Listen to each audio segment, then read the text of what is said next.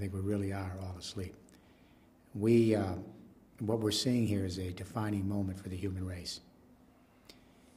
You know, just today I read a report, a little teeny report in the newspaper. It was the most significant piece of information, sober information the human race has ever had. It was this big. And what the report said is that the Arctic is going to have open waters in 20 years in the summer. We need to understand what that means. There's never been open waters there in 3 million years.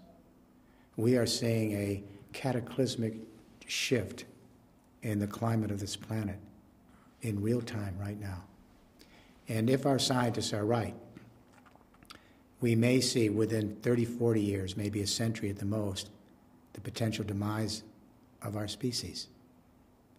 We're really asleep all across the world. So I think we're at a pivotal point.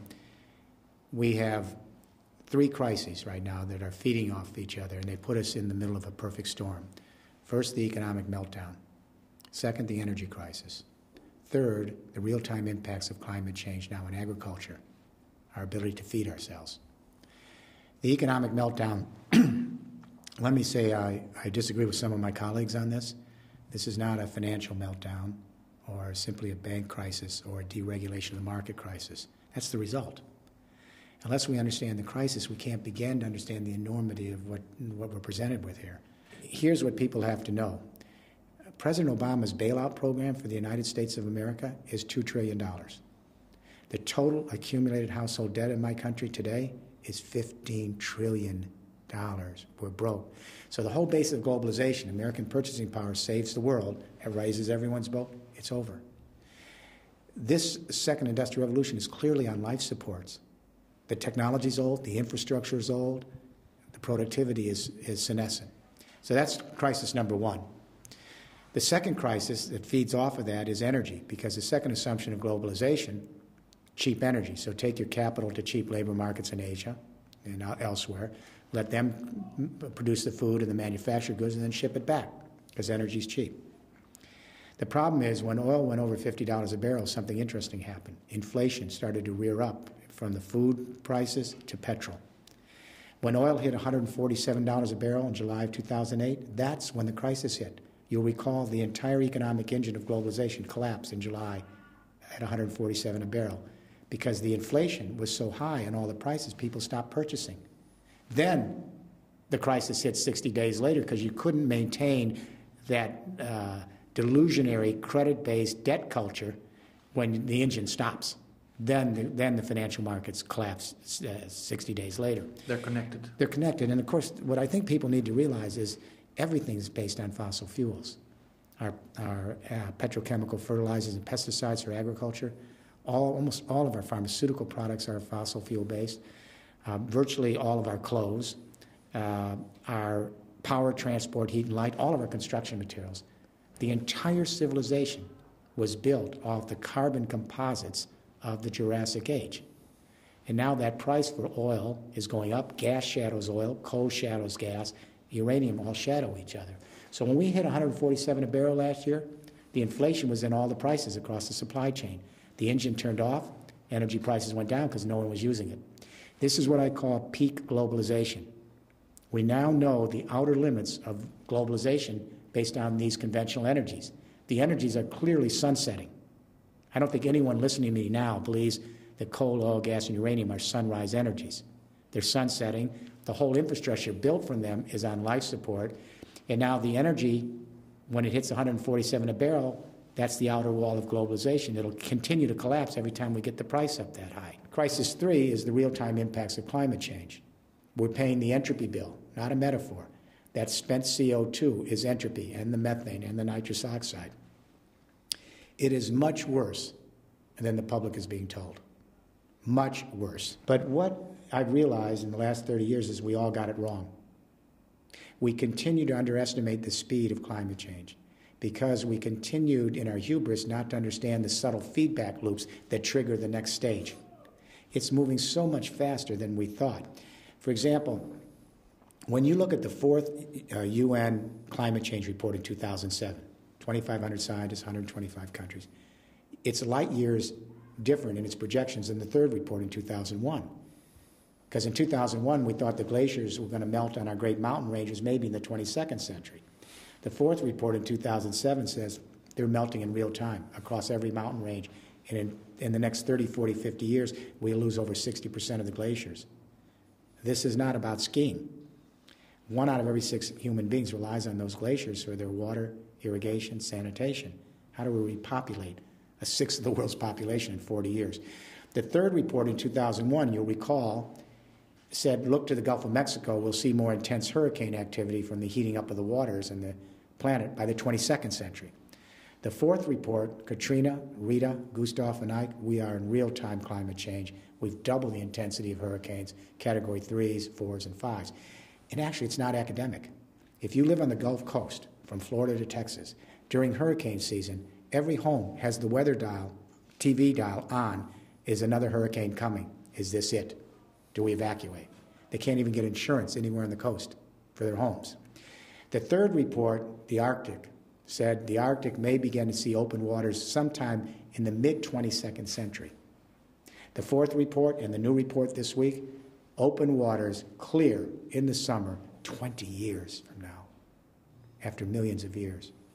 So this is moving much quicker because of all the feedback loops.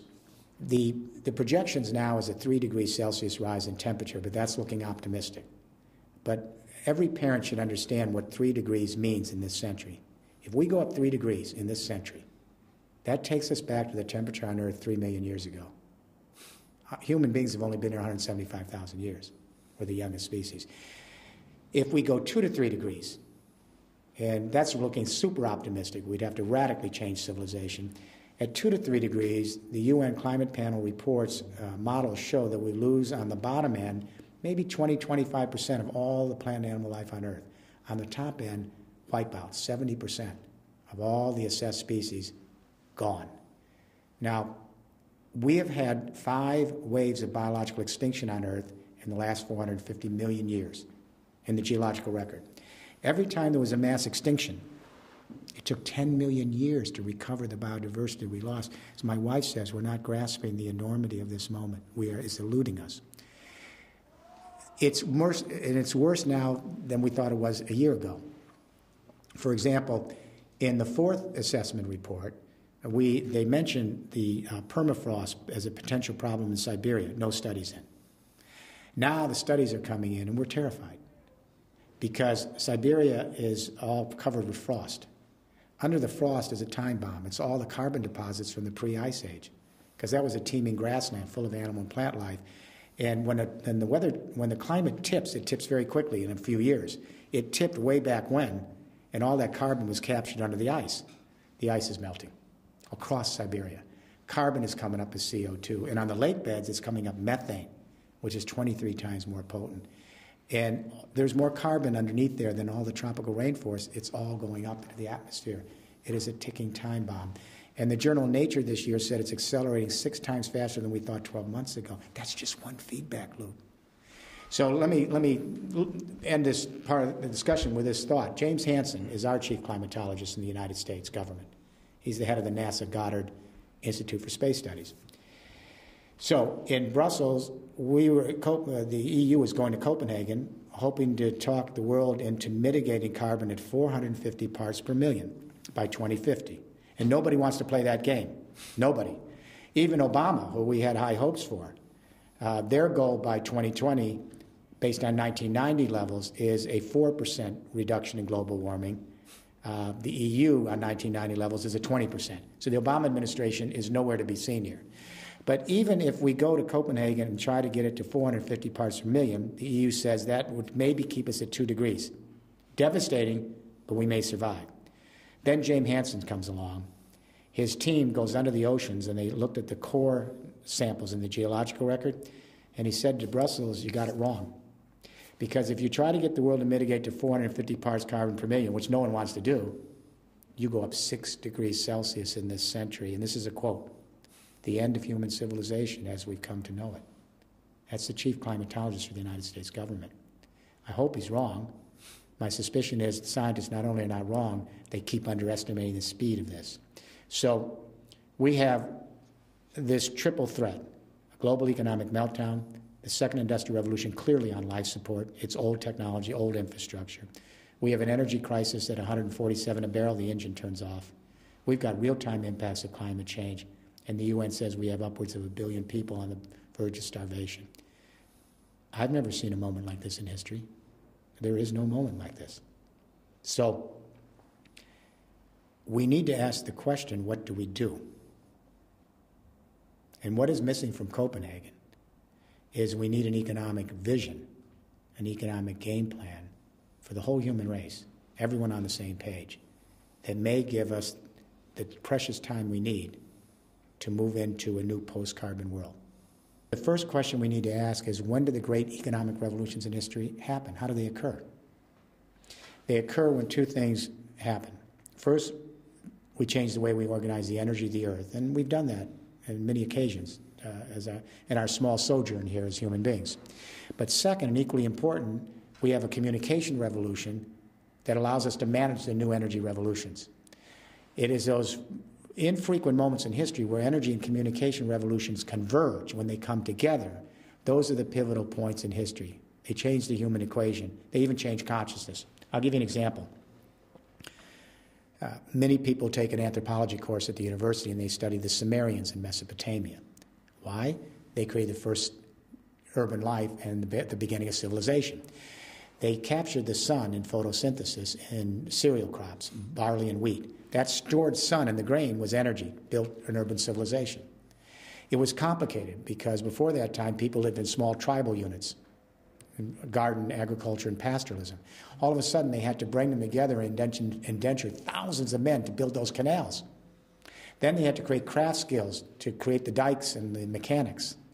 They had to put together granaries, royal roads, and distribution systems.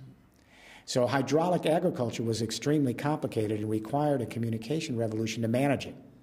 The Sumerians invented cuneiform, writing. Everywhere you see these great hydraulic agricultural civilizations in the Middle East, the Indus Valley in India, the Yangtze in China, Mexico, it's fascinating. Independently, humans created some form of writing to manage hydraulic agriculture. That's the agricultural age, 10,000-year multiplier effect. In the 1820s, we introduced steam technology into print, so it wasn't just manual. So linotype, rotary, steam technology allowed us to really create cheap, mass-produced, efficient print.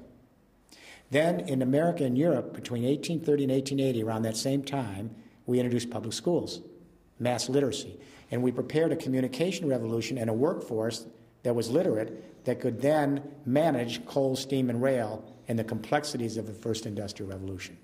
We could not have organized it in oral culture and with codex.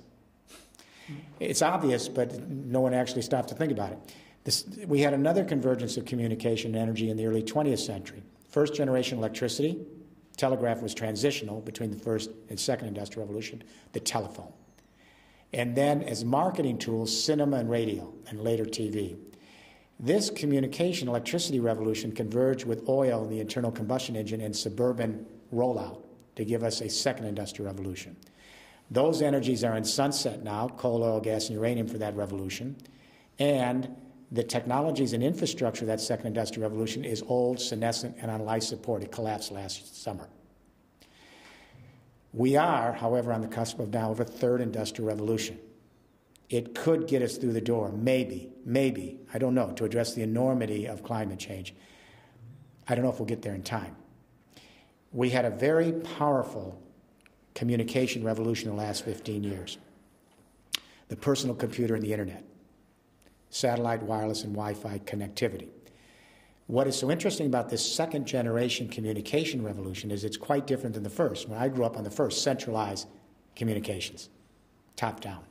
The second revolution is what we call distributed, and this is the key word. If people hear nothing else about what I'm saying, distributed, distributed, distributed. Now, 2 billion young people can send their own video, audio, and text to each other at the speed of light, open source, peer-to-peer. It's completely distributed. Think file sharing, YouTube, Wikipedia, revolution. Facebook. It's a revolution, the blogosphere. This ICT revolution, communication information revolution, is just now, in the last year, beginning to converge with a new energy regime, distributed energy.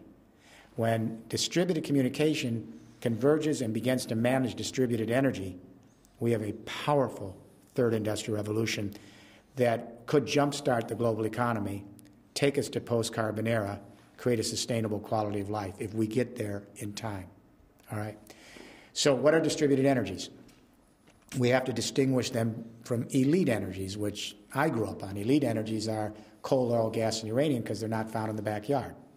They're only found in certain places in the world.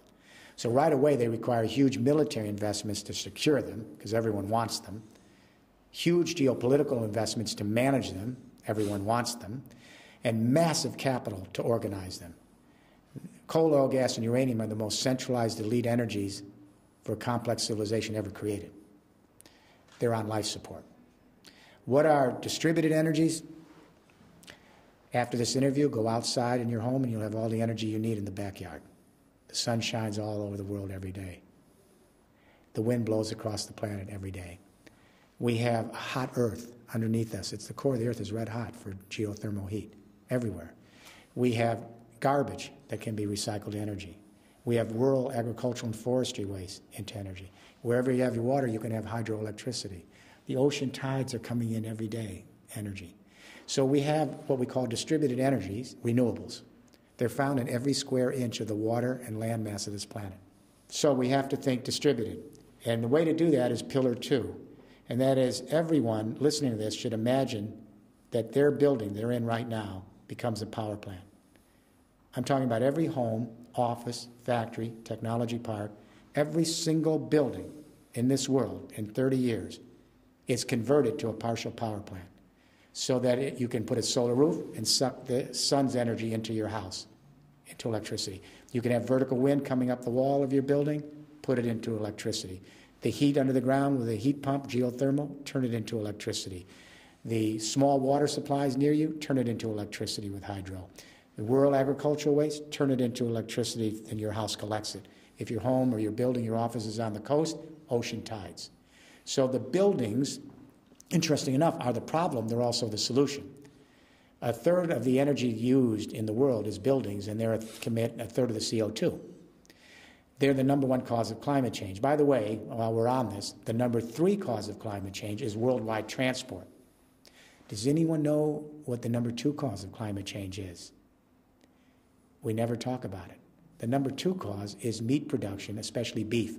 Beef production and consumption is now, our scientists tell us, the number 2 cause of climate change because we have 1.3 billion cows out there. The methane release is enormous, and the nitrous oxide from the fertilizers and the CO2 from the processing. What's interesting to me is not one world leader in 192 countries has made one sentence statement on the number 2 cause of climate change. Al Gore, who I deeply respect, has never made a statement that I know of on the number 2 cause of climate change. How serious are we? So the way to jumpstart the global economy is construction, construction, construction. That's when you create millions of jobs. So we're going to have to convert the existing real estate stock all over the world and create new stock that's turned into power plants. Think mainframe computer, then you had your own desktop. Think centralized energies, now you produce your own. That's pillar 2. Then pillar 3. Pillar 3 is we had to raise the question in Brussels, how do we store renewable energy? So unfortunately, the sun isn't always shining. The wind isn't always blowing, and sometimes your water tables are down because of climate drought. You have less hydroelectricity. They're intermittent energies. So we have to think, how do you store these energies so that you have a safe, secure asset?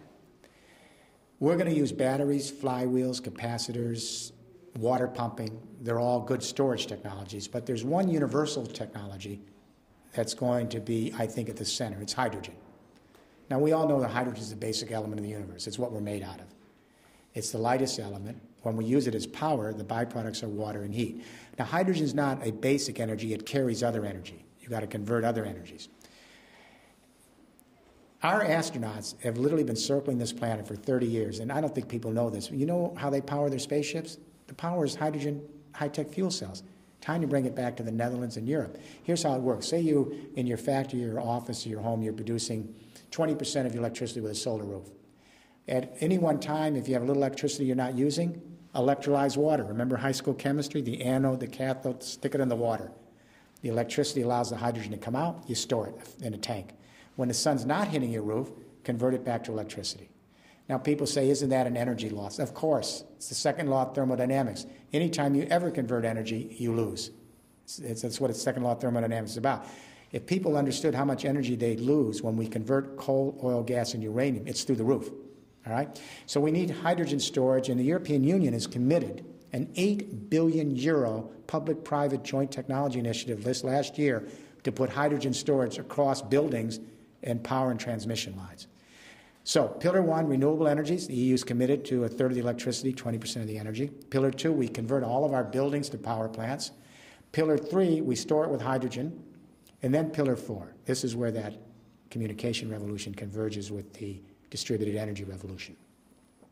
We use the exact same technology that created the internet. It's identical.